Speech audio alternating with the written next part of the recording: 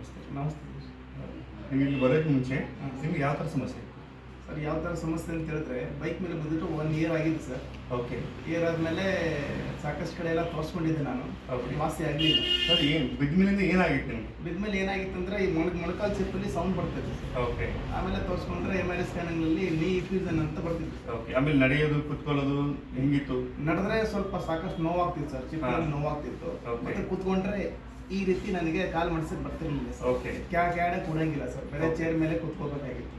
ಇಲ್ಲಿ ಬಂದ್ಮೇಲೆ ನಾನು ಕುತ್ಕೊಳ್ಳೋದು ಎಲ್ಲ ಮಾಡ್ತಿದ್ದೆ, ಆರಾಮಾಗಿ ಮಾಡ್ತಿದ್ದೆ. ಓಕೆ. ಇಲ್ಲಿ ಬಂದ ಮೇಲೆ ಇದಕ್ಕೆ ಮುಂಚೆ ನೀವು ಬೇರೆ ಕಡೆ ಎಲ್ಲ ಟ್ರೈ ಮಾಡಿದ್ದೀರಿ? ಹಾಂ ಸರ್, ಮಾಡಿದ್ದೀನಿ ಸರ್. ಭಾಳ ಕಡೆ ಟ್ರೈ ಮಾಡಿದ್ದೀನಿ ಸರ್. ಓಕೆ. ಸೊ ಇಲ್ಲಿ ಬಂದ ಮೇಲೆ ನಮ್ಮ ಒಂದು ಟ್ರೀಟ್ಮೆಂಟ್ ಕೋರ್ಸ್ ಆದಮೇಲೆ ನಿಮಗೆ ಯಾವ ಥರ ಓಕೆ ಇದೆ, ಯಾವ ಥರ ಇಂಪ್ರೂವ್ಮೆಂಟ್ ಇದೆ? ಅದು ಯಾವ ಥರ ಅಂದರೆ ನನಗೆ ಸಾಕಷ್ಟು ಪ್ರಮಾಣದಲ್ಲಿ ಇಂಪ್ರೂವ್ಮೆಂಟ್ ಆಗಿದೆ ಸರ್. ಯಾವ ಥರ ಇಂಪ್ರೂವ್ಮೆಂಟ್? ಈಗ ಒಂದು ವಿಡಿಯೋ ಮಾಡ್ತಾ ಇದ್ವಿ, ಈಗ ಒಂದು ಯೂಟ್ಯೂಬ್ ಅಥವಾ ಫೇಸ್ಬುಕ್ ಹಾಕ್ತೀವಿ, ಹಾಂ ಸರ್. ಅವ್ರಿಗೆ ಇದು ಒಂದು ಮೆಸೇಜ್ ಹೋಗ್ಬೇಕು. ಏನು ಅಂತ ಹೇಳಿದ್ರೆ, ಈಗ ಜನ ಎಲ್ಲ ಸಾಕಷ್ಟು ಟ್ಯಾಬ್ಲೆಟ್ ಎಲ್ಲ ತಗೋತಾರೆ, ಅದರಿಂದ ಎಲ್ಲ ಸೈಡ್ ಎಫೆಕ್ಟ್ ಆಗುತ್ತೆ. ಉದಾಹರಣೆಗೆ ನಾವು ಒಂದು ಟ್ಯಾಬ್ಲೆಟ್ ತೊಗೊಂಡ್ರೆ ಅದ್ರ ಜೊತೆಗೆ ಇನ್ನೂ ಟ್ಯಾಬ್ಲೆಟ್ ಸೇರಿಸ್ಕೊಳ್ಳೋಂಥದ್ದು ಮೆಡಿಕಲ್ ಸೈನ್ಸ್. ಈಗ ಯಾವ ಥರ ಮೆಡಿಸಿನ್ ಕೊಟ್ಟಿದ್ದೀರಾ? ಇಲ್ಲ ನಿಮಗೆ ಕೊಟ್ಟಿದ್ರು ಸರ್, ಬಟ್ ನಾನು ತಗೊಳ್ಳಿಲ್ಲ. ಯಾಕಂತ ಹೇಳಿದ್ರೆ ಸೈಡ್ ಎಫೆಕ್ಟ್ ಜಾಸ್ತಿ ಇರುತ್ತಂತ ನನಗೆ ಸ್ವಲ್ಪ ಅರಿವಿತ್ತು ಸರ್. ಹಾಗಾಗಿ ನಾನು ಅದನ್ನ ತಗೊಳ್ಳಿಲ್ಲ.